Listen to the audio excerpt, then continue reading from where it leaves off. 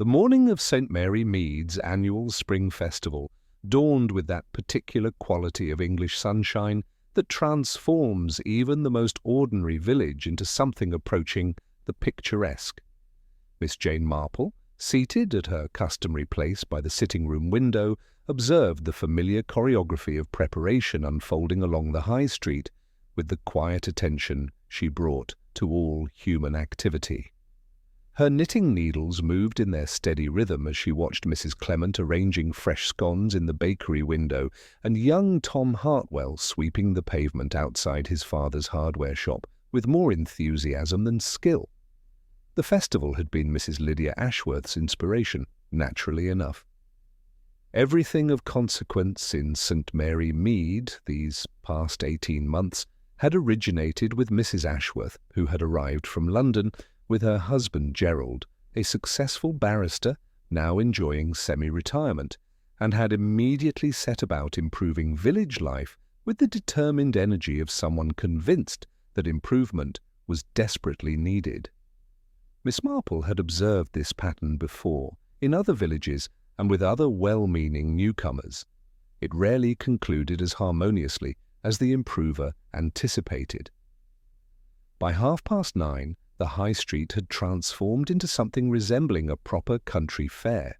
White canvas tents dotted the village green, bunting fluttered cheerfully between the lamp-posts, and the mingled aromas of fried onions and Mrs. Price's famous rose jam created an atmosphere of gentle festivity.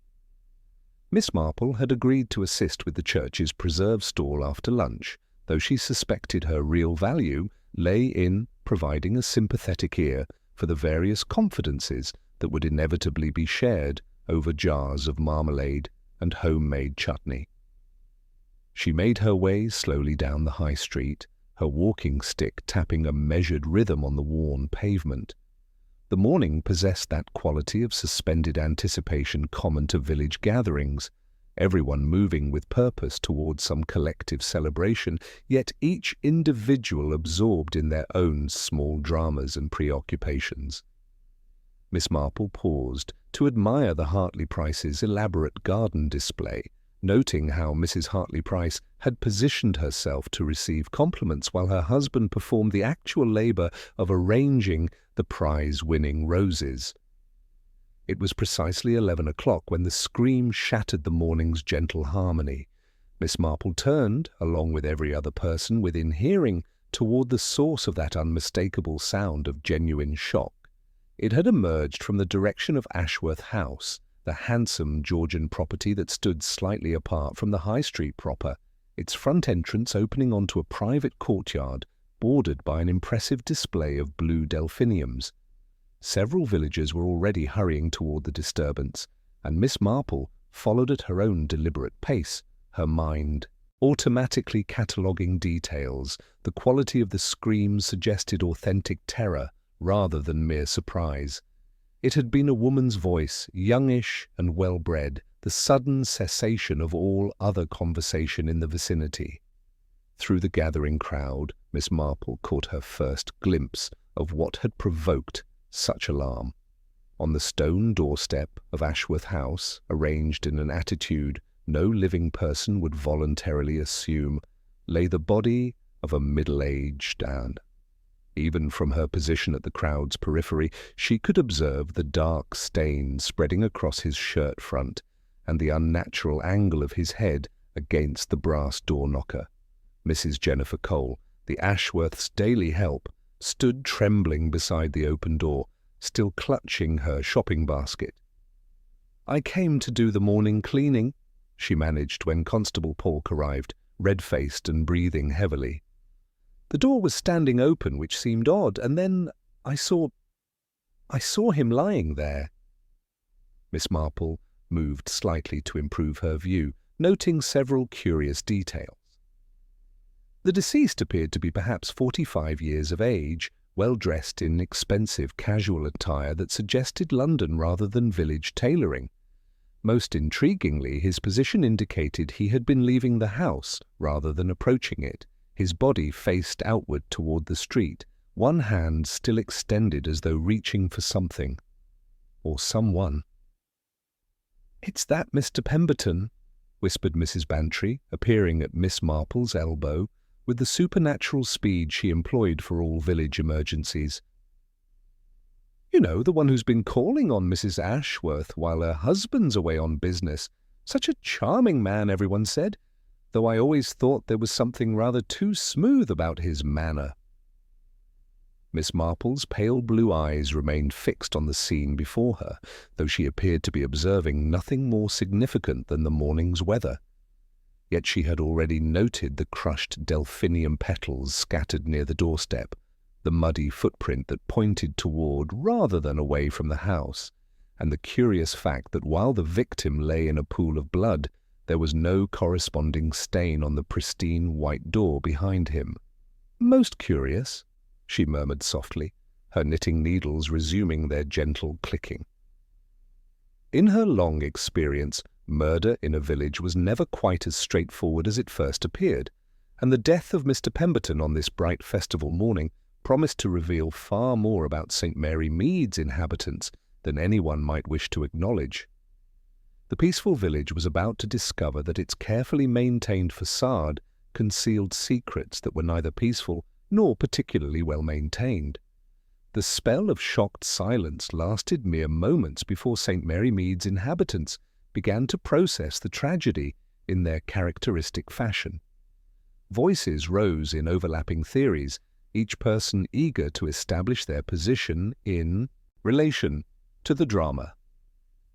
Mrs. Bantry immediately positioned herself as the unofficial coordinator of information, while Mrs. Hartley-Price adopted her customary tone of superior insight.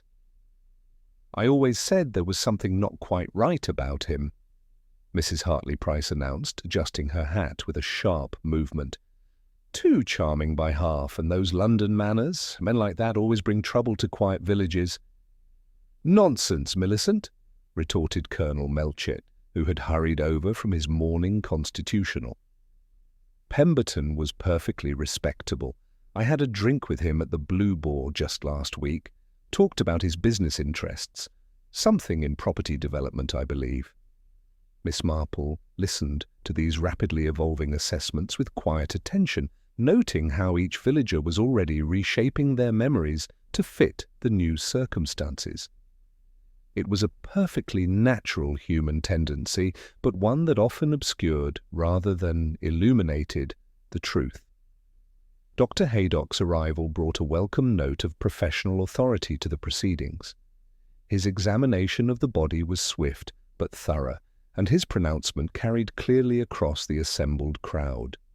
"Stabbed through the heart," he announced to Constable Paulk, though his voice was pitched to discourage rather than encourage further speculation.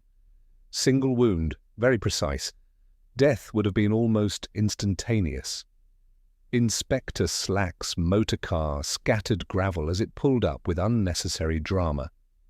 The inspector emerged with the brisk confidence of a man who had already formed his preliminary conclusions during the drive from Much Benham. His sharp eyes took in the scene with professional efficiency, pausing particularly on a small piece of pale blue fabric clutched in the victim's left hand. "Well, well," Slack muttered, extracting the cloth with his handkerchief.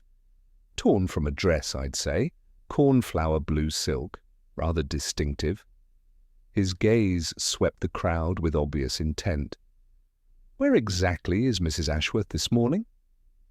The question hung in the air like smoke before Mrs. Cole, still trembling from her discovery, provided the answer. "She told me yesterday she'd be staying overnight with her sister in Milchester, Inspector. Said not to come in until after lunch today, but when Constable Paulk telephoned just now, the sister said Mrs. Ashworth never arrived." This revelation sent a fresh ripple of excitement through the gathered villagers. The absent woman, the dead lover, the torn fabric. Inspector Slack's satisfaction was almost palpable as the obvious narrative assembled itself before him. At that moment, as though summoned by the collective speculation, Lydia Ashworth herself appeared in the doorway. She moved with careful composure, her pale blue morning dress immaculate despite the early hour. Her face was drained of colour, but her voice remained steady as she addressed the inspector. "I heard voices," she said simply. "Has there been an accident?" Miss Marple observed Mrs. Ashworth's reaction with particular interest. The woman's shock appeared genuine, yet there was something almost rehearsed about her careful composure. More intriguingly, her eyes seemed to search the crowd briefly before settling on Inspector Slack with resigned attention. "Mrs. Ashworth," Slack began with barely concealed triumph, "I must ask you to account for your whereabouts since yesterday evening." While this official interrogation commenced, Miss Marple had positioned herself to examine the doorstep more carefully. The bloodstain was extensive but had clearly dried several hours ago, confirming Dr. Haydock's assessment. More significantly, she observed a second set of footprints partially obscured by the victim's body, smaller prints that approached the house rather than fleeing from it, and made after the blood had begun to spread. The torn fabric troubled her as well, not because it implicated Mrs. Ashworth, but because it seemed almost theatrical in its convenience. In Miss Marple's considerable experience, genuine crimes rarely provided such obvious clues so readily discovered. As the crowd began to disperse under official instruction, Miss Marple noticed young Julian Ashworth hovering near the post office, his face pale and his hands clutching an artist's satchel with suspicious tightness. When his stepmother's gaze found his across the crowd, he turned abruptly and disappeared down the narrow lane beside the butcher's shop. "Most curious," Miss Marple murmured, her knitting needles resuming their gentle rhythm. The obvious explanation was taking shape with remarkable speed, but she had learned long ago that in matters of murder the obvious was often precisely what the guilty party hoped others would see. The morning's festival atmosphere had been thoroughly shattered, but Miss Marple suspected the real performance was only just beginning. By early afternoon, the spring festival had transformed from celebration to crime scene spectacle, though the bunting still fluttered with determined cheerfulness above clusters of whispering villagers. Miss Marple had strategically positioned herself at the church preserve's stall, her knitting needles moving in their familiar rhythm, while she observed the revealing patterns of human behavior that crisis invariably exposed. Already, she noted with quiet interest, memories were being reshaped to accommodate new circumstances. Mrs. Hartley Price now claimed to have always harboured reservations about Mrs. Ashworth's character, conveniently forgetting her recent boasts about Lydia's useful London connections. Inspector Slack had established his temporary headquarters in the Ashworth drawing-room, conducting interviews with the methodical satisfaction of a man convinced the obvious solution was the correct one. Miss Marple, having volunteered to assist with tea preparations, found herself ideally positioned to observe the proceedings while appearing entirely absorbed in the proper arrangement of biscuits. Mrs. Ashworth's account was delivered with admirable composure, though her trembling hands betrayed her inner turmoil as she explained her cancelled visit to Milchester and early retirement with a sleeping draught. The inspector's scepticism was evident when he pressed about Mr. Pemberton's frequent visits during her husband's absences. Mrs. Ashworth's carefully modulated responses carried the precision of someone establishing facts for future reference, reminding Miss Marple rather forcibly of other guilty parties who had rehearsed their stories with similar deliberation. Gerald Ashworth's arrival from London brought a new dynamic to the investigation. His reaction to the news combined shock with barely suppressed fury, and the look that passed between husband and wife contained volumes of unspoken communication. When Constable Polk announced the discovery of intimate letters in Pemberton's rooms at the Blue Boar, the atmosphere grew considerably more strained, leading Gerald to demand his solicitor, a development that clearly pleased Inspector Slack's theory of the case. While the official machinery ground forward, Miss Marple had noted several troubling details. The writing desk in the corner showed signs of hasty disturbance, and more significantly, she had glimpsed young Julian Ashworth searching through it frantically before finding what appeared to be a small leather notebook. His presence in the house during the interviews was curious, given Mrs. Cole's mention that he typically avoided his stepmother's social activities by spending days at his village art studio. Excusing herself quietly, Miss Marple made her way through her own garden to the narrow lane behind the high street shops, the same lane where Julian had disappeared so precipitously. She found him behind the butcher's delivery entrance, frantically scrubbing at his shirt cuff with a rain-soaked handkerchief. The crimson stain, she observed with relief, was clearly alizarin crimson paint rather than anything more sinister.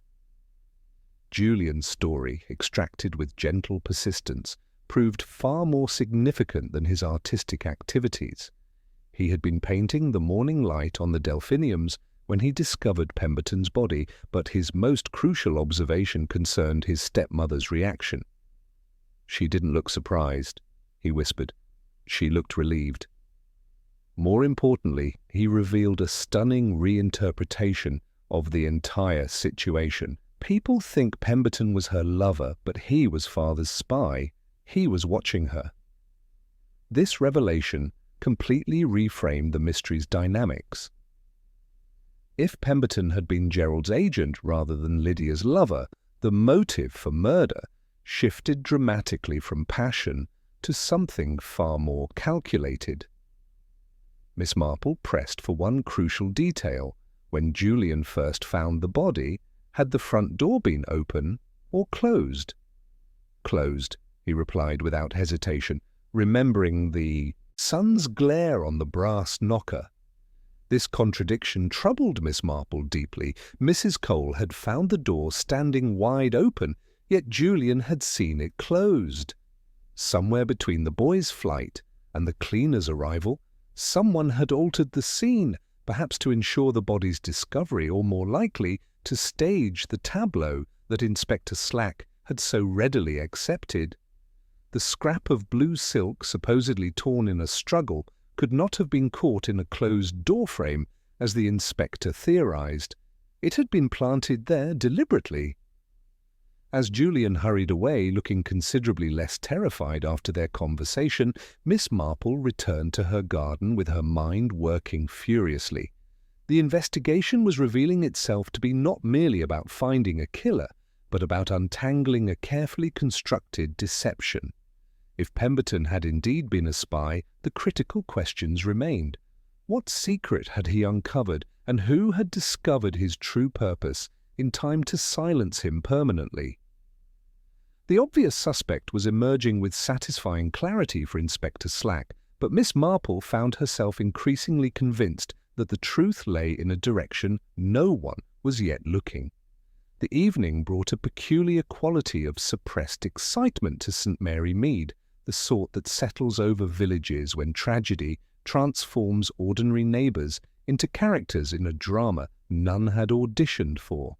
Miss Marple observed this transformation from her sitting-room window as she arranged her evening tea with customary precision, noting how quickly established social hierarchies had shifted to accommodate the new circumstances. Mrs. Hartley Price, who had spent months cultivating Mrs. Ashworth's friendship, now spoke of her with the careful distance of someone revising history in real time. The discovery of intimate letters in Mr. Pemberton's rooms at the Blue Boar had provided Inspector Slack with exactly the evidence he required to construct his preferred narrative. Miss Marple learned the details from Mrs. Bantry, who arrived breathless with information gathered from her comprehensive tour of village opinion. The letters, according to those who had glimpsed them, contained passionate declarations and arrangements for clandestine meetings, written unmistakably in Mrs. Ashworth's elegant hand. "They say the letters prove everything," Mrs. Bantry announced, settling into her chair with the satisfaction of someone bearing crucial intelligence.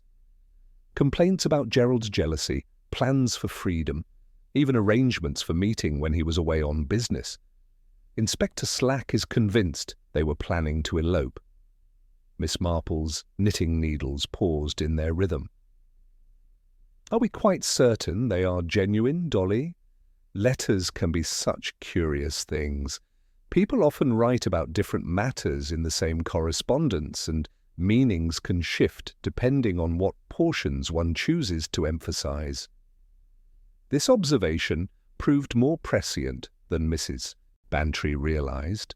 When Miss Marple made her way to Ashworth House later that evening, ostensibly to deliver blackberry cordial for the distressed household, she found Inspector Slack displaying the correspondence with evident triumph.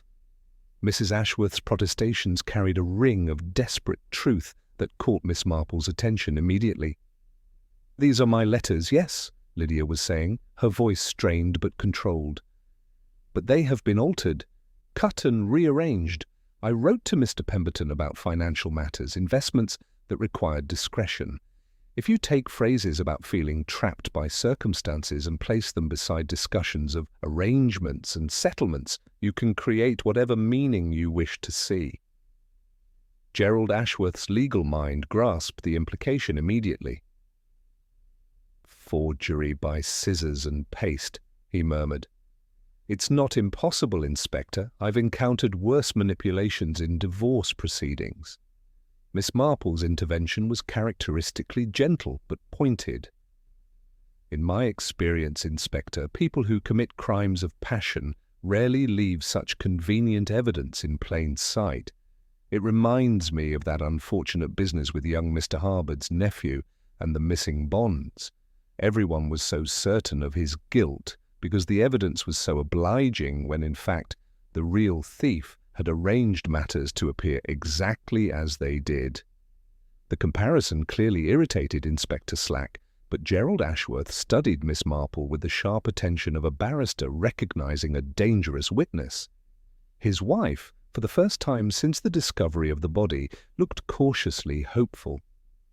Later, as Miss Marple walked home through the quiet village streets, she encountered Dr. Haydock returning from a late call.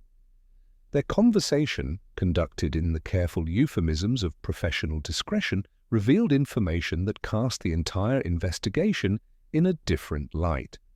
Gerald Ashworth's heart condition, it appeared, was more serious than generally known, serious enough that any shock or prolonged stress could prove fatal. This medical reality transformed his wife's potential infidelity from a personal betrayal into a matter of literal life and death, particularly where substantial inheritances were concerned. A man in his condition might have compelling reasons to monitor his wife's activities quite closely, Dr. Haydock observed carefully, particularly if significant financial interests hung in the balance.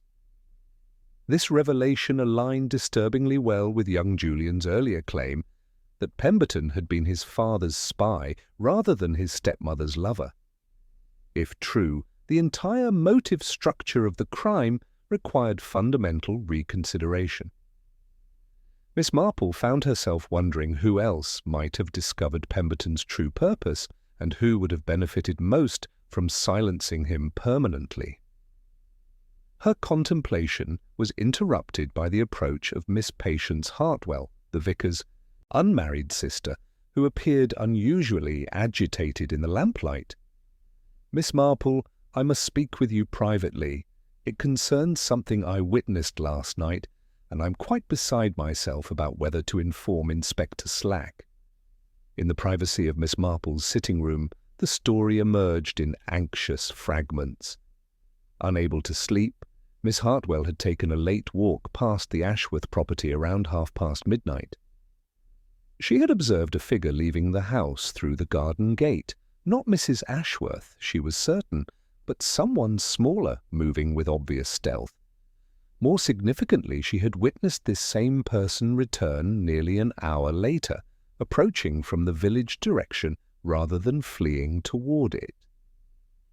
"I assumed at the time it was young Julian returning from some artistic endeavour," Miss Hartwell confessed, "but now, with this terrible murder, I wonder if I witnessed something far more sinister." Miss Marple's mind worked rapidly through the implications. Julian's presence during those crucial hours required explanation, particularly given his obvious distress and his furtive search through the writing desk. Yet his fear suggested guilt of some nature, though perhaps not the guilt Inspector Slack was so eager to establish. As Miss Hartwell departed with instructions to share her observations with the authorities, Miss Marple remained in her chair, her knitting forgotten in her lap.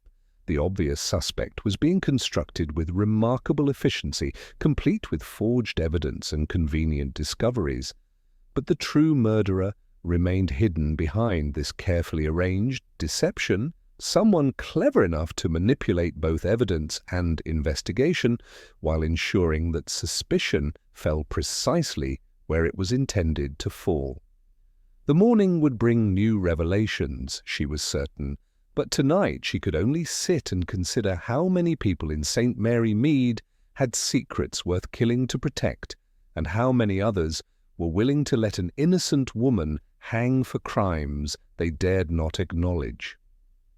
The morning brought a deceptive calm to St. Mary Mead, the sort of quiet that settles over villages when tragedy has exhausted the initial shock, and residents begin the more complex work of rearranging their understanding of neighbours and circumstances.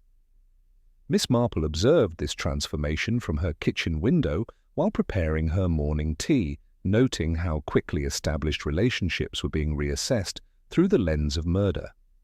Mrs. Hartley Price, who had spent months cultivating Mrs. Ashworth's friendship for its social advantages, now spoke of her with the careful distance of someone revising history in real time. The Delphinium petals scattered near the Ashworth doorstep continued to trouble Miss Marple's thoughts as she made her way to the village post office. In her extensive gardening experience, crushed delphiniums darkened within minutes of being damaged, yet those she had observed yesterday morning retained their vibrant blue colouring despite the surrounding dried blood. This botanical detail suggested someone had disturbed the flower bed shortly before Mrs. Cole's discovery, not during the night when the murder presumably occurred. The timing implications were significant. Either the killer had returned to the scene, or someone else entirely had approached the body in those crucial pre-dawn hours. At the post office, Mrs. Ginch proved characteristically informative about the village's recent correspondence activities. Under the pretext of purchasing stamps, Miss Marple learned that Julian Ashworth had made 2 visits the previous day, once to post a parcel to London, and again to collect a letter addressed to Mr. J.P. at a non-existent box number. The coincidence of initials struck her as potentially significant, particularly given Julian's obvious distress and furtive behaviour around the writing desk. Her next destination was the Blue Boar, where Mr. Pemberton had lodged during his stay in St. Mary Mead. The landlord, Mr. Tucker, was eager to discuss his late guest, particularly since the police had completed their official search. While listening to Tucker's recollections of Pemberton's habits, Miss Marple's attention was caught by a distinctive blackthorn walking stick in the umbrella stand, identical to one she had observed Gerald Ashworth using, yet bearing curious traces of reddish clay around its ferrule. A closer examination revealed the stick's true nature. The handle twisted to reveal a hollow shaft clearly designed to conceal documents or other small items. The compartment was empty now, but the implications were profound. Pemberton had been carrying his intelligence in plain sight, disguised as a gentleman's accessory. Someone had discovered this hiding place and emptied it before the police arrived. The reddish clay proved equally illuminating when Miss Marple consulted the village archives at the library. The distinctive colouring came from the quarry behind Old Hall, currently being renovated by a consortium that included Gerald Ashworth's investment firm. This connection suggested Pemberton's investigation had extended beyond domestic surveillance into the realm of business irregularities, a theory supported by Julian's cryptic reference to 2 sets of accounts in the notebook he had retrieved. When Miss Marple encountered the vicar's wife outside the library, Mrs. Clement's agitated report of another police search at the Ashworth House confirmed her growing suspicions. The discovery of a letter opener buried in the garden compost, bearing Mrs. Ashworth's fingerprints, represented yet another piece of conveniently planted evidence. The pattern was becoming unmistakable. Someone was systematically constructing a case against Lydia Ashworth using evidence that should have exonerated rather than condemned her. The financial motive structure was clarifying as well. Through careful conversation with Reverend Clement, Miss Marple learned of Mr. Hartwell's recent business partnership with Gerald Ashworth, involving substantial investments in property development managed through a Milchester solicitor. If Pemberton had discovered irregularities in these transactions, irregularities that could ruin both men, his silence would have been worth killing for. As she walked home through the village streets, Miss Marple reflected on the curious geography of the crime. The killer had required intimate knowledge of the household routines and village sightlines to approach Ashworth House unseen. More significantly, they had possessed the presence of mind to stage the scene carefully, planting evidence, manipulating the door's position, and ensuring the body's discovery would occur under circumstances that supported their preferred narrative. The obvious suspects were being presented with remarkable efficiency. First, the adulterous wife, then potentially the protective stepson. But Miss Marple remained convinced that the true murderer was someone whose name had barely featured in the investigation, someone clever enough to manipulate both evidence and investigators, while ensuring suspicion fell precisely where intended. The minor details that would expose this careful deception were beginning to align in her mind, waiting for the moment when all contradictory pieces would suddenly resolve into devastating clarity. The morning's discoveries had revealed not just clues, but an entire architecture of deception that extended far beyond simple domestic tragedy into the more complex realm of financial desperation and calculated murder. The afternoon brought unexpected developments that shifted the investigation's trajectory in ways even Inspector Slack could not ignore. Miss Marple was arranging late chrysanthemums in her sitting room when the sound of urgent voices and a motorcar's hasty departure drew her attention to the window. Mrs. Bantry appeared shortly thereafter with news that sent fresh ripples of speculation through the village. Gerald Ashworth had collapsed during questioning at the police station and been rushed to Much Benham Hospital, his heart condition having deteriorated dramatically under the accumulated strain of recent events. Dr. Haydock's grave expression when he returned from accompanying the ambulance suggested the prognosis was far from encouraging.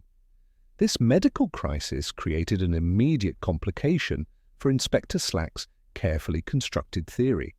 If Gerald Ashworth died, his wife would inherit everything, transforming her from potential murderess into wealthy widow. Yet paradoxically, this development also undermined the motive structure Slack had built so methodically. Why would Lydia Ashworth risk murdering her supposed lover when Patience might have delivered both freedom and fortune within months? Miss Marple was contemplating these implications when her gate latch clicked sharply and Julian Ashworth entered without ceremony, his thin face drawn and the boyish uncertainty replaced by something hard and desperate. His father's collapse had shattered whatever composure he had maintained, and in his distress he revealed information that cast the entire investigation in a dramatically different light. "They're going to arrest her," he blurted, dispensing with preliminaries. Inspector Slack all but said so before father collapsed. "But it's all lies, Miss Marple. The notebook I took from the writing desk, it contains evidence of systematic fraud involving the old hall development. Father and Mr. Hartwell have been siphoning funds through false invoices and phantom contractors for months." Julian's hands trembled as he produced the leather-bound notebook, its pages filled with meticulous documentation of financial irregularities. Pemberton discovered everything. Father hired him to investigate Lydia, but Pemberton found something far more damaging. When Father realized what Pemberton knew, he tried to buy his silence, but Pemberton refused. He said he had a duty to report criminal activity. This revelation transformed the murder from domestic tragedy into something far more calculated. If Pemberton had been preparing to expose the fraud, both Gerald Ashworth and Thomas Hartwell faced not merely financial ruin, but potential imprisonment. The motive for murder expanded dramatically beyond jealous passion into the realm of desperate self-preservation. Miss Marple listened with quiet attention, noting how the boy's account aligned with her own observations about Pemberton's hollow walking stick and the suspicious financial connections she had uncovered. "In my experience," she said gently, "when people commit crimes of desperation, they often make the mistake of assuming others share their particular weaknesses. Someone has gone to considerable trouble to make us believe in a crime of passion when the true motive was far more prosaic." After Julian's departure, Miss Marple made her way to the Ashworth House, where she found Lydia in the drawing room, her carefully maintained composure finally cracking under accumulated strain. The woman's account of her marriage revealed a complex arrangement far removed from Inspector Slack's simplistic narrative of adultery and betrayal. "I never loved Pemberton romantically," Lydia insisted, her voice raw with exhaustion. "Gerald married me knowing his heart condition was deteriorating, seeking primarily a respectable companion for his declining years. The arrangement was mutually beneficial. I received financial security and social position, while Gerald gained a capable household manager who asked no inconvenient questions about his business affairs." Her explanation of the manipulated letters proved equally illuminating. Those letters were genuine, but they concerned investments Gerald had made in my name without proper authorization. I was trapped by circumstances because I discovered the funds were proceeds from fraudulent schemes. If I reported him, I would be implicated as well. Pemberton was helping me document everything for legal protection. This revelation aligned disturbingly well with the fragmented correspondence Inspector Slack had discovered. Taken out of context, discussions of feeling trapped and needing arrangements could easily be misinterpreted as romantic conspiracy rather than financial self-defense. The manipulation had been extraordinarily clever, using genuine correspondence to construct a false narrative that would divert attention from the real motive. As evening approached, Miss Marple received an urgent message from Miss Hartwell, requesting an immediate meeting at the vicarage. The vicar's sister had remembered additional details from her midnight observation that she had initially dismissed as insignificant. The figure she had seen leaving the Ashworth property had been carrying something, a bundle or package wrapped in dark cloth. More significantly, when this same person returned, an hour later, they were empty-handed and moved with the confident stride of someone who had successfully completed a difficult task. "I've been thinking about the timing," Miss Hartwell confessed, her anxiety evident. The figure left around midnight and returned before 2 o'clock. That's precisely the interval when Dr. Haydock estimates the murder occurred based on the body's condition when it was discovered. This timeline created a troubling paradox. If the murderer had left the house carrying evidence and returned empty-handed, where had they disposed of the incriminating material? The village offered limited options for concealing objects during those dark hours, particularly for someone moving on foot and requiring discretion. The quarry behind Old Hall represented the most logical destination, isolated, accessible, and conveniently connected to the financial fraud that increasingly appeared central to the entire affair. Walking home through the quiet village streets, Miss Marple reflected on how the pieces were finally beginning to align. The murderer had possessed intimate knowledge of household routines, access to the premises, and compelling reasons to silence Pemberton permanently. They had also demonstrated remarkable composure in staging the crime scene to implicate Mrs. Ashworth while simultaneously concealing their own involvement. The pattern was becoming unmistakably clear, though one crucial element remained frustratingly elusive: the specific detail that would transform suspicion into certainty and expose the careful deception that had fooled even the police.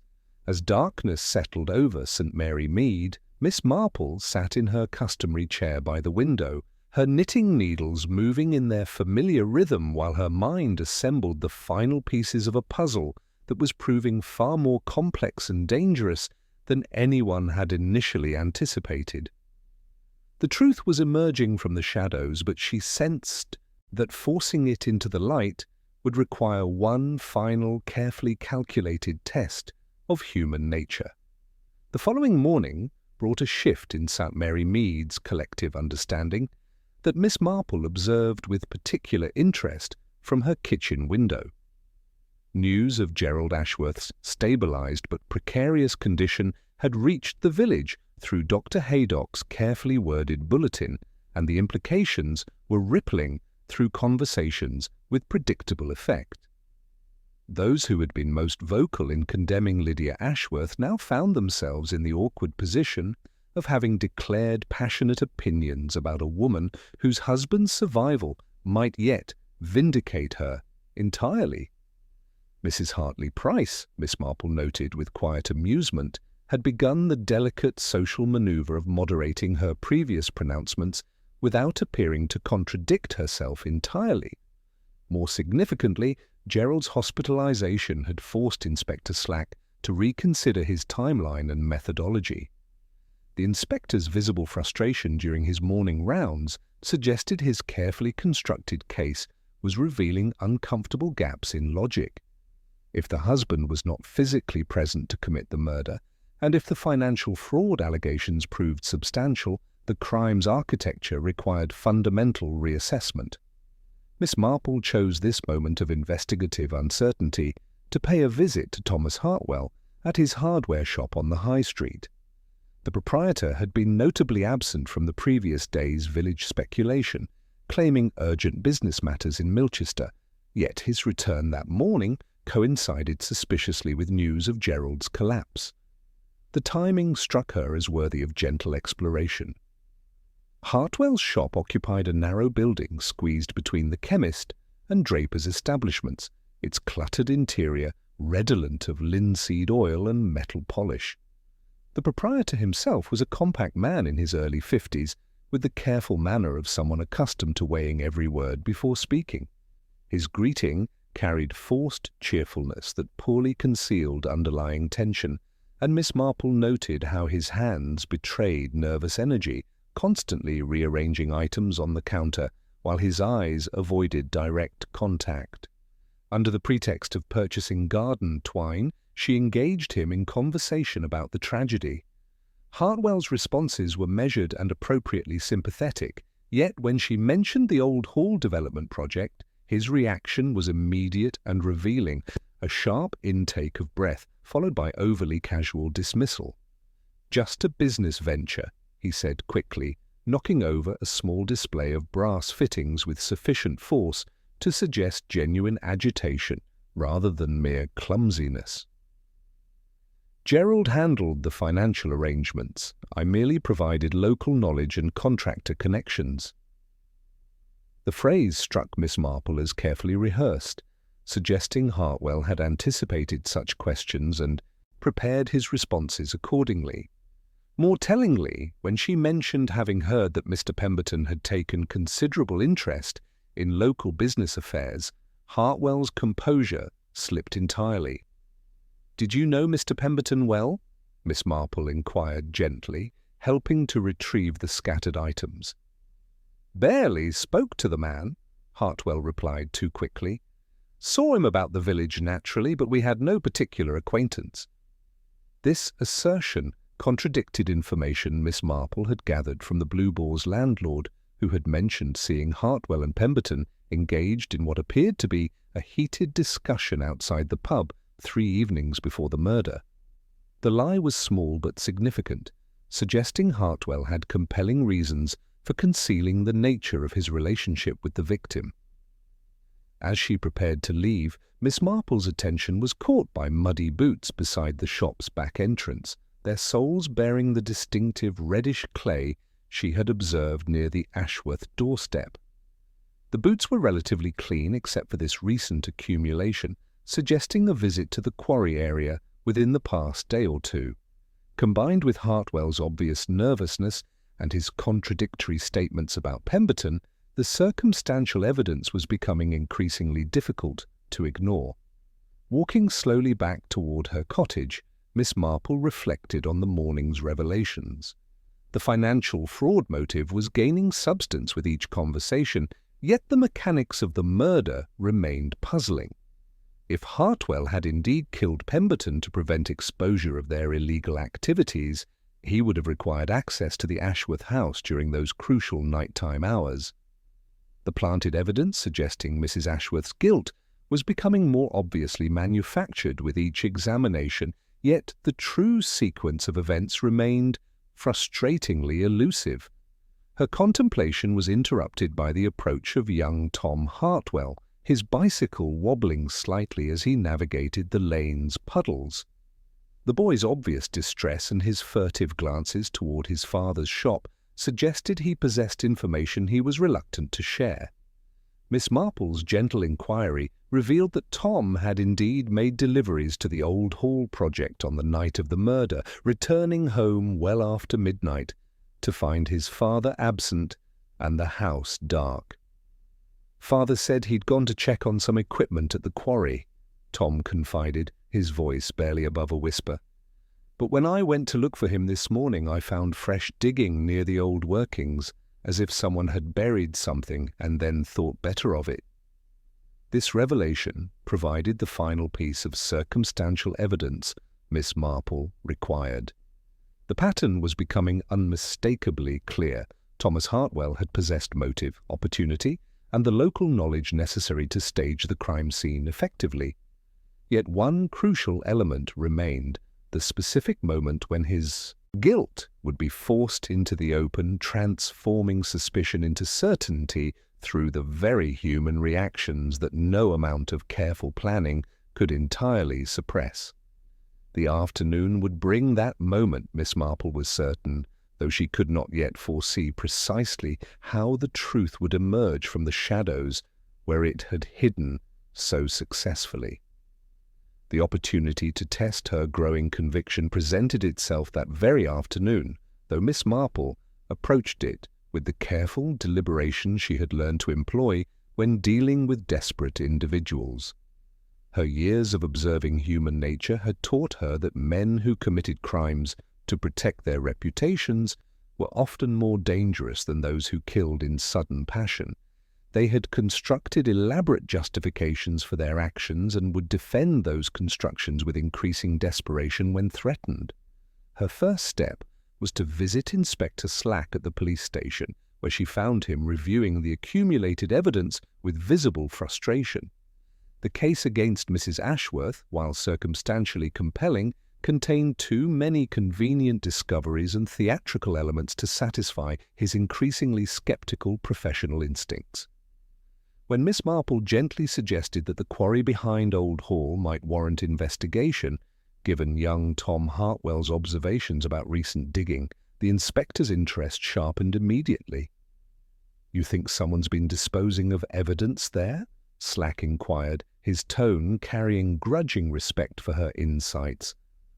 "I think," Miss Marple replied carefully, "that someone has been very busy arranging this entire affair to appear exactly as it does. The quarry would be a logical place for such a person to conceal items they could not risk having discovered, at least initially." The decision to search the quarry was presented to the village as a routine extension of the investigation, though Miss Marple noted with particular interest how this announcement affected different residents. Mrs. Hartley Price expressed theatrical curiosity, Mrs. Bantry speculated enthusiastically about potential discoveries, and most villagers treated it as another fascinating development in their local drama. Thomas Hartwell's reaction, however, was distinctly different, a visible pallor followed by hasty excuses about urgent business requiring his immediate attention. Miss Marple positioned herself strategically at the post office when the search commenced, observing the human drama that unfolded as methodically as she might watch a carefully choreographed performance. Hartwell appeared at the Quarry's periphery within minutes of the searcher's arrival, ostensibly drawn by civic curiosity but clearly focused on a particular section of disturbed earth near the old limestone workings. His nervous energy manifested in constant fidgeting and an inability to maintain casual conversation with other observers. The discovery, when it came, exceeded even Miss Marple's expectations for thoroughness. Wrapped in oilcloth and buried beneath 18 inches of clay soil, the searchers unearthed a comprehensive collection of incriminating evidence. The murder weapon proved to be a filleting knife from Hartwell's own shop, its distinctive handle wrapping immediately recognizable to anyone familiar with his meticulous craftsmanship. More significantly, the cache included Pemberton's complete documentation of the Old Hall fraud, photographs of falsified invoices, detailed accounting irregularities, and correspondence that clearly established both Gerald Ashworth and Thomas Hartwell as willing participants in systematic embezzlement. Hartwell's reaction to these discoveries provided the final confirmation Miss Marple required. His face drained of all color as each item emerged from the earth, and his hands began trembling with such violence that he was forced to clasp them behind his back. When Inspector Slack's attention turned toward him with dawning comprehension, the hardware merchant's carefully maintained composure shattered like glass struck by a hammer. "I was merely disposing of old business documents," Hartwell protested, his voice rising to an almost hysterical pitch. "Nothing illegal about that, surely. A man has a right to clean out his files." The protest rang hollow against the physical evidence of premeditated murder, and Inspector Slack's expression hardened into professional certainty. "Mr. Hartwell, I must ask you to accompany me to the station for questioning regarding the death of Mr. Pemberton." As Constable Polk moved to escort the hardware merchant away, Miss Marple observed the curious transformation that had occurred.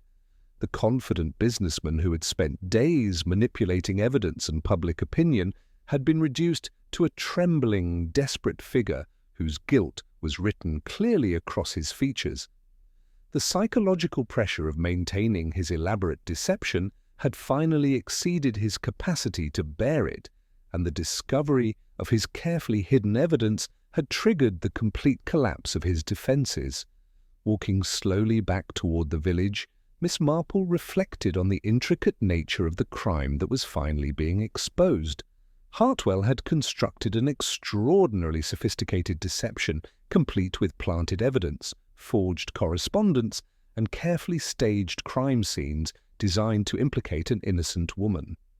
Yet his own nervous reactions and small inconsistencies had ultimately provided the thread that, when pulled carefully, had unraveled the entire fabric of his lies. The afternoon sun cast long shadows across St. Mary Mead, as the village prepared to absorb yet another shocking revelation about neighbors they thought they knew. The obvious suspect had finally been revealed, though not through the dramatic confession Inspector Slack might have preferred, but through the quieter, more inexorable process of psychological pressure and careful observation that Miss Marple had learned to trust above all other investigative methods. The truth was emerging at last, though she suspected the final act of this particular drama would require one more carefully orchestrated revelation to expose not merely the mechanics of murder, but the full scope of deception that had nearly destroyed an innocent woman's life. The formal questioning of Thomas Hartwell commenced in the Ashworth drawing-room, which had been transformed by necessity into an impromptu interrogation chamber. Inspector Slack had assembled the principal parties with unusual ceremony, Mrs. Ashworth pale but resolute after her husband's gradual recovery, Julian, hovering protectively near his stepmother. Dr. Haydock, present as both medical witness and village elder, and Miss Marple, invited at the inspector's grudging acknowledgment that her observations had proven invaluable throughout the investigation. Hartwell sat with the rigid posture of a man maintaining composure through sheer force of will, his earlier panic at the quarry having crystallized into defensive calculation. His hastily summoned solicitor from Milchester maintained appropriate professional skepticism, though even he appeared troubled by the mounting evidence arrayed against his client. The recovered cash from the quarry lay spread across the mahogany table like an accusatory display, the filleting knife with its distinctive handle, Pemberton's meticulous documentation of financial irregularities, and the oilcloth wrapping that had preserved everything with damning clarity. Inspector Slack began methodically establishing the timeline with prosecutorial precision. Mr. Pemberton arrived in St. Mary Mead 6 weeks ago under false pretenses. While ostensibly enjoying village life, he had been hired by Gerald Ashworth to investigate his wife's activities. However, his professional thoroughness led him to discover systematic fraud involving the Old Hall development, false invoices, phantom contractors, funds diverted through shell companies operating across 3 counties. The inspector held up the recovered documentation, its pages yellowed but perfectly preserved. The scheme was sophisticated and profitable, generating substantial illegal income for both Mr. Ashworth and yourself, Mr. Hartwell. It might have continued indefinitely, except that Pemberton recognized the pattern from previous cases he'd investigated in London. Miss Marple chose this moment to interject with characteristic gentleness, though her pale blue eyes remained fixed on Hartwell with unwavering attention. The most revealing aspects of this affair, I find, are the smallest details that betray careful planning.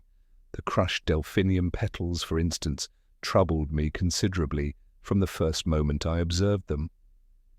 Hartwell's hands tightened imperceptibly on his chair arms as she continued with deliberate precision. You see, delphiniums darken rapidly when damaged. Within minutes, their vibrant blue fades to a bruised purple-brown. Yet the petals I observed that morning retained their fresh colouring despite the surrounding dried blood. This indicated someone had disturbed the flower bed shortly before Mrs. Cole's discovery, not during the night when the murder presumably occurred. The hardware merchant's solicitor attempted to interrupt, but Miss Marple's quiet authority commanded attention as she developed her observation. That someone needed to return to the scene to complete their staging, specifically to plant the torn fabric that would implicate Mrs. Ashworth and to ensure the door was positioned to guarantee the body's discovery. The original murder may have been committed in darkness and haste, but the theatrical touches required daylight and considerable nerve. Inspector Slack resumed control of the questioning with renewed confidence. Miss Hartwell's testimony places you leaving the Ashworth property around midnight, Mr. Hartwell, carrying a bundle wrapped in dark cloth. You returned before 2 o'clock, empty-handed. During that interval, you buried the murder weapon and Pemberton's documentation at the quarry, believing they would remain safely hidden indefinitely. Under this accumulated pressure, Hartwell's carefully maintained composure began to fracture. Yes, I was involved in the financial arrangements with Gerald, he admitted, his voice strained but still controlled. The Old Hall project provided opportunities for creative accounting, but murder? Inspector, I may be guilty of embezzlement, but I am not a killer. His denial carried a ring of desperate sincerity that caught Miss Marple's attention. She had observed many confessions over the years, and something in Hartwell's manner suggested a man admitting to crimes he had committed while vehemently rejecting one he had not. The psychological profile troubled her. Hartwell possessed the nervous disposition of someone who avoided confrontation, yet Murder required a ruthless efficiency that seemed foreign to his accommodating nature. "Mr. Hartwell," she said gently, "you have admitted to financial impropriety which took considerable planning and deception. Yet you claim innocence of a crime that required similar calculation and nerve. Can you explain this apparent contradiction?" Hartwell's response was immediate and fervent. "Embezzlement is paperwork, Miss Marple. Numbers in ledgers, invoices that exist only on paper. No one gets hurt directly, at least that's what I told myself. But stabbing a man through the heart, looking into his eyes as he dies, I couldn't do such a thing regardless of the consequences to myself."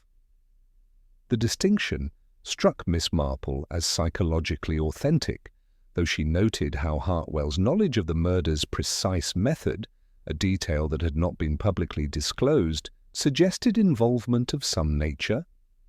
Yet as she observed his trembling hands and genuine distress, she found herself increasingly convinced that while Thomas Hartwell was certainly guilty of fraud, the murder bore the hallmarks of a different kind of mind entirely. Inspector Slack pressed forward with his questioning, but Miss Marple found her attention wandering to the broader patterns of the case. The evidence against Hartwell was overwhelming, yet it possessed that same theatrical convenience that had characterized the planted fabric and manipulated letters. Someone had gone to extraordinary lengths to ensure suspicion fell precisely where intended, constructing a narrative so compelling that even experienced investigators had accepted it without question. As the formal questioning concluded with Hartwell's arrest on fraud charges while the murder investigation continued, Miss Marple remained in her chair, her knitting needles resuming their gentle rhythm. The village believed the mystery was solved, but she sensed that the true revelation remained hidden beneath layers of carefully constructed deception. The real murderer had demonstrated remarkable skill in manipulating both evidence and perception, and she suspected that one final, carefully orchestrated test would be required to expose the calculating intelligence that had turned St. Mary Mead into their personal theatre of death. The afternoon shadows lengthened across the drawing room as the machinery of justice ground into motion, but Miss Marple knew that the most dangerous performance was yet to come. The evening brought a deceptive calm to St. Mary Mead, the sort that settles over villages when an obvious resolution has been accepted but fundamental questions remain unanswered. Miss Marple observed this collective unease from her sitting-room window, noting how residents moved through their routines with the distracted air of people whose assumptions about neighbours had been challenged but not entirely resolved. Thomas Hartwell's arrest for fraud should have provided closure, yet the village seemed to sense instinctively that the most dangerous truth remained hidden. Miss Marple shared this disquiet, though her concerns centered on specific psychological contradictions that refused to align with the official narrative. Hartwell's nervous disposition and obvious distress suggested a man capable of financial manipulation but fundamentally unsuited to the cold calculation required for premeditated murder. The crime's execution had demonstrated remarkable composure and artistic sensibility, qualities that seemed foreign to the hardware merchant's accommodating, conflict-avoiding nature. More troubling still was the theatrical quality of the planted evidence. The torn fabric, the manipulated letters, the careful arrangement of the crime scene. These elements bore the hallmarks of someone who understood visual composition, who knew precisely how details would be interpreted by observers. Miss Marple found herself returning persistently to one crucial question. Who in St. Mary Mead possessed both the motive to silence Pemberton and the artistic sophistication to stage such an elaborate deception? The answer had been present from the beginning, hidden in plain sight like the most effective deceptions. Julian Ashworth, the stepson who had discovered the body, who had access to the household, who possessed the artistic training to forge documents and arrange scenes with devastating effectiveness. His frantic search through the writing desk had not been mere curiosity but desperate necessity, retrieving evidence that could destroy him completely. Miss Marple's test required careful orchestration. She composed a note requesting Julian's assistance with what she described as a matter requiring artistic judgment, knowing that his vanity would compel attendance while his guilt would make him vulnerable to psychological pressure. When Julian arrived that evening, he appeared relaxed, almost triumphant, the demeanor of someone who believed danger had passed with another man's arrest. He accepted her offer of elderberry wine with polite grace, settling into the armchair with the easy confidence of a young man whose troubles had been resolved by others' misfortunes. "I asked you here, Julian," Miss Marple began conversationally, "because your artistic eye might help resolve something that has troubled me considerably. You see, there were certain visual elements at the crime scene that seemed almost composed, as though someone with aesthetic training had arranged them for maximum psychological impact." Julian's interest appeared genuine, his artistic vanity engaged. "Composition is everything, Miss Marple. Most people see only what they expect to see unless someone with proper training directs their attention." "Precisely," she agreed, watching him closely over her knitting. For instance, the bloodstain pattern seemed deliberately arranged to suggest specific directional movement, and the crushed delphiniums, their colouring indicated they had been disturbed shortly before discovery, not during the night when the murder occurred.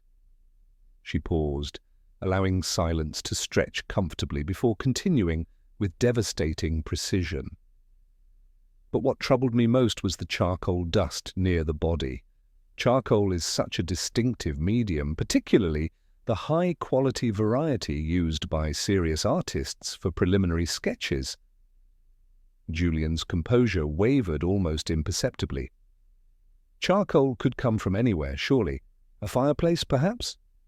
"Or from a sketchbook," Miss Marple suggested gently, reaching into her knitting bag. "A sketchbook used to document the scene before police arrival, then partially destroyed to conceal evidence." She produced a charred fragment bearing the distinctive corner of an artistic study, clearly recognizable as delphinium petals rendered in charcoal. "I found this in your garden incinerator this morning, Julian. Fire is not always as thorough as one might hope, particularly when one is working in haste and distress." The transformation in Julian's demeanor was immediate and complete. The relaxed confidence evaporated, replaced by the tense alertness of a cornered predator.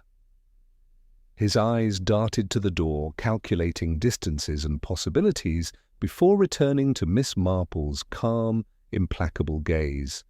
"You have been extraordinarily clever," she continued with gentle inexorability.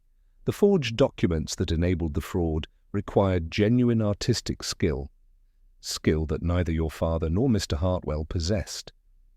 The planted evidence against your stepmother was arranged with an eye for dramatic effect that only an artist would appreciate. Even the crime scene itself was composed like a tableau designed to tell a specific story to investigators." Julian's hands clenched and unclenched as psychological pressure mounted. "You're suggesting I killed Pemberton to protect a forgery scheme?" "I'm suggesting you killed him because he had discovered not merely your father's embezzlement, but your own role as the forger who made it possible. Your expensive London studio, your extravagant lifestyle, these required far more money than any village allowance could provide. The fraud was your creation, Julian, with your father and Hartwell as unwitting accomplices." The silence stretched until Julian's composure finally shattered completely. "He was going to destroy everything," he whispered, his voice cracking with strain. "Not just the money, but my entire future. No art school would accept a convicted forger. No gallery would display my work. He would have ruined me for the sake of his precious moral principles. The confession poured forth with the desperate relief of someone who had carried an unbearable burden alone. I waited in the garden until he left Father's study. One quick thrust.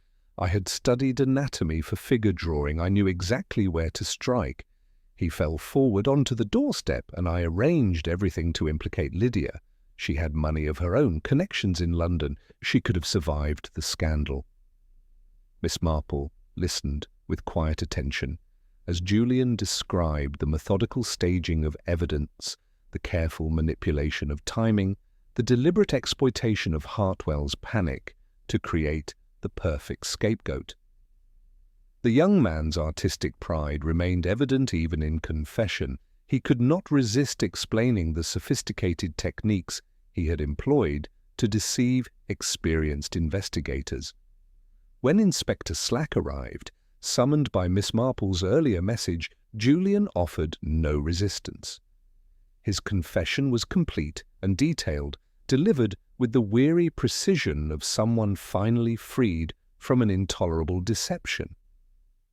As the police car disappeared into the darkness, Miss Marple remained in her sitting room, her knitting needles resuming their gentle rhythm. The village would absorb this final shock as it had absorbed all the others, rearranging its understanding of neighbours and circumstances to accommodate yet another revelation about the dangerous secrets that lay beneath respectable facades. In her long experience with human nature, Miss Marple had learned that the most dangerous criminals were often those who convinced themselves their crimes were justified by superior intelligence or noble motives. Julian Ashworth had possessed both artistic talent and genuine affection for his family, yet these qualities had ultimately led him to commit murder with the same careful attention to detail he brought to his paintings. The morning would bring new gossip and fresh speculation, but tonight St. Mary Mead could finally rest in the knowledge that justice had been served and truth, however painful, had emerged from the shadows where it had hidden so successfully behind the careful artistry of calculated deception. The Sunday following Julian Ashworth's arrest brought an autumnal clarity to St. Mary Mead, as though the village itself had been cleansed by the revelation of truth. Miss Marple observed the morning service from her customary pew, noting how the congregation had swelled, with residents seeking familiar comfort after unprecedented upheaval. The subtle realignments of village society were already visible. Mrs. Hartley Price maintained dignified silence, while Lydia Ashworth sat alone in the front row, treated with a mixture of contrition and respectful distance by neighbours who had so readily accepted her guilt. That afternoon, a small gathering convened in the vicarage drawing-room, where late sunlight slanted across worn carpet. Reverend Clement, his wife Griselda, Dr. Haydock, and a composed but weary Lydia looked to Miss Marple for the final explanation that would transform the week's chaos into coherent understanding. "It was, I am afraid, a tragedy of vanity as much as greed," Miss Marple began, accepting tea from Griselda. Everyone focused on the financial fraud's heavy machinery, ledgers, bank accounts, shell companies. But sophisticated fraud requires an artist's hand. Documents must be forged, signatures replicated with fluid confidence. Neither Mr. Hartwell nor Gerald possessed such delicate skills. The forgeries required trained artistic ability. Lydia set her cup down with trembling hands. "I knew Julian was talented, but I never imagined he was using his gifts for deception." "He was the architect of everything," Miss Marple continued gently. "When Mr. Pemberton discovered not just accounting irregularities, but proof that Julian was the forger, it threatened the young man's entire identity. For someone whose self-worth depended on artistic recognition, exposure meant not merely prison, but complete annihilation of his ego. He would never paint again, never be accepted in coveted circles." Dr. Haydock leaned forward. But the elaborate framing, first Mrs. Ashworth, then Hartwell? Masterful misdirection. Julian understood that Mr. Hartwell was already panicked about the fraud. By stealing the knife from Hartwell's shop and burying evidence at the quarry, he ensured that when police looked beyond the jealous wife theory, suspicion would fall on the business partner. He exploited Hartwell's natural cowardice, knowing the man would act guilty because he was guilty of fraud, if not murder. Miss Marple paused, her knitting needles clicking softly. The final confirmation was the door inconsistency. Mrs. Cole found it open, but Julian claimed he saw it closed, gleaming in sunlight. He had to say closed to explain why he didn't immediately see the body.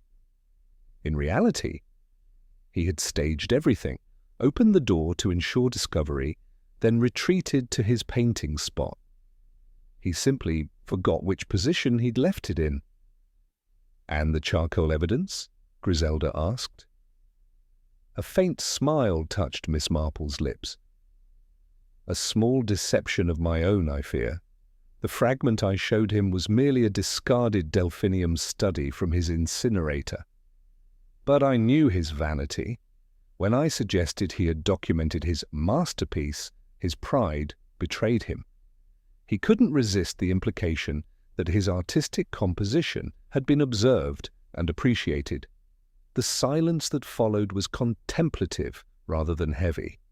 The mystery's terrifying components had been reduced to banal mechanics of human weakness, greed, pride, and desperate self-preservation.